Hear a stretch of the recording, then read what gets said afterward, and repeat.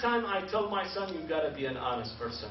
But if I tell my son that be an honest, but I lie, I keep lying, what I am telling him? I'm telling him, be a convenient person.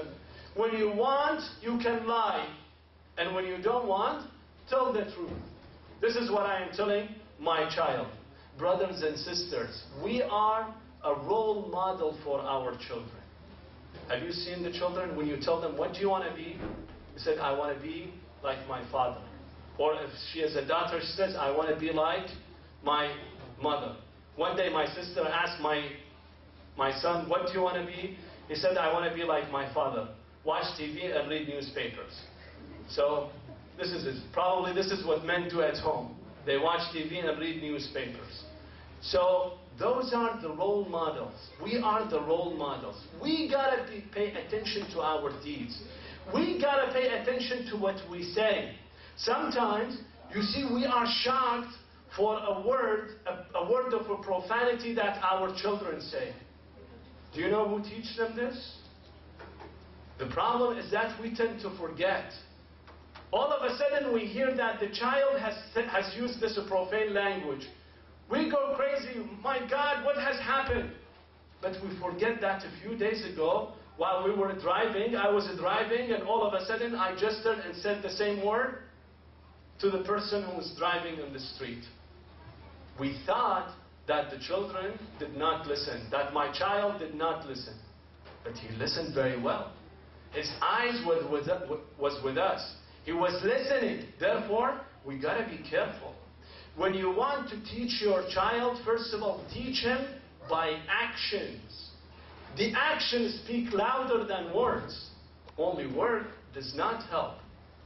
That's why Imam al-Sadiq alayhi salam, when he talks to his companions, he says, كُونُوا دُعَاةً لَنَا بِغَيْرِ أَلْسِنَتِكُمْ.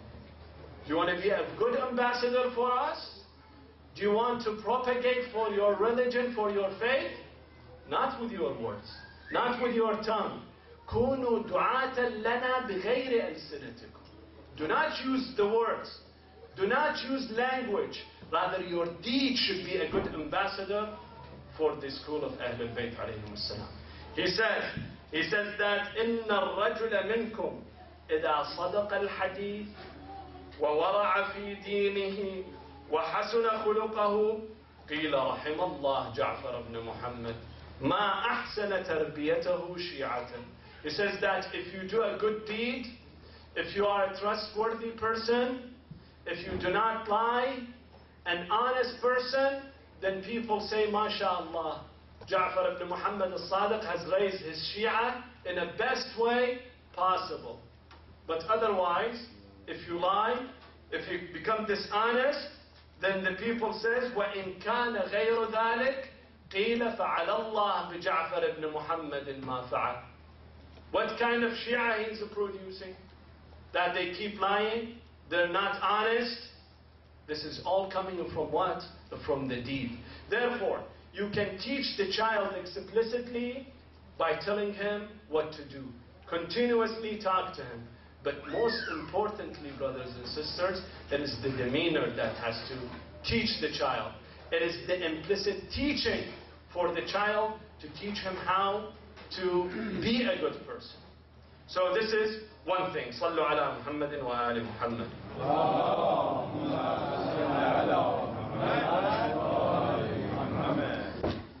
The other factor in the environment, brothers and sisters, after the family comes the school.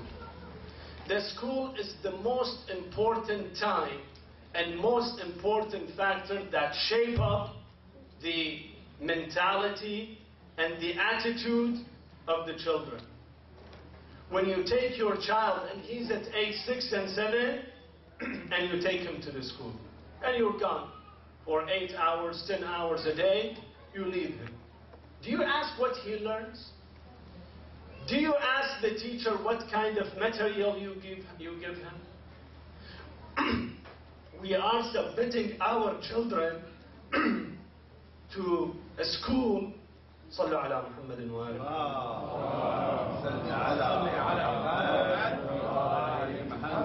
And we are trusting the school to teach them the proper way.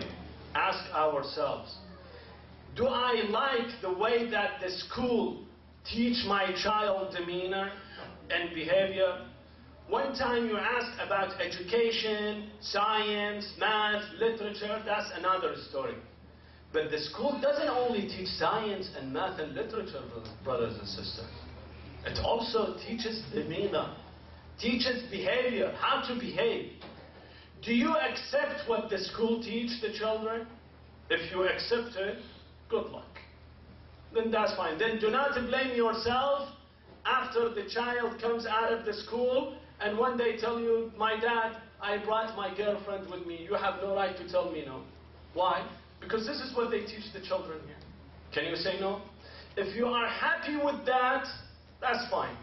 If you are not happy, you have to act upon that, brothers and sisters. You see, this place is very important for the community.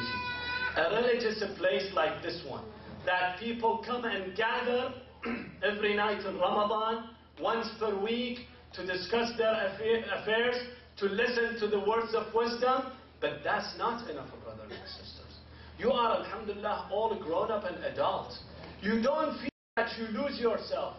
If this place does not exist, that's not the end of the world. You can go to the internet and read the speeches on the internet, download some speeches from the internet, go to the satellite dishes and watch the satellite channels that give you speeches about Ahlul Bayt. It's not the big deal. But the important thing is those children. If you cannot produce a full-time school that can run parallel to the public school, at least have a weekend school. Saturday, Sunday school. Alhamdulillah, you have such a beautiful and big building. You can make partitions and couple volunteers to teach the children, those that are aging from 6, 7, 8 years old, teach them. Otherwise, they will be gone. You see, brothers and sisters, one instructor can do more than 100 parents can do to their to their children. Why? Because when he tells the child that this is education, in that he also includes the demeanor, the behavior, the attitude. When he teaches them that attitude, and the child comes to you and negotiates with you, you tell him that's not right. If you tell him that's not right, then he tell you, why did you put me at the school at first place? If you're telling me my teacher has said this wrongly. Therefore, we gotta pay attention to the teachers that teaching our children. And this is a great responsibility for the families in this country, brothers and sisters. صلوا على محمد وآل محمد.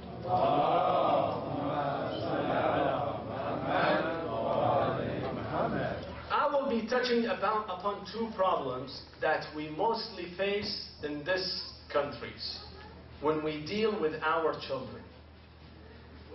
As you know, brothers and sisters, when we treat here in this country or in the Western countries, in the US or in Europe, mostly our children, they are raised up to be spoiled.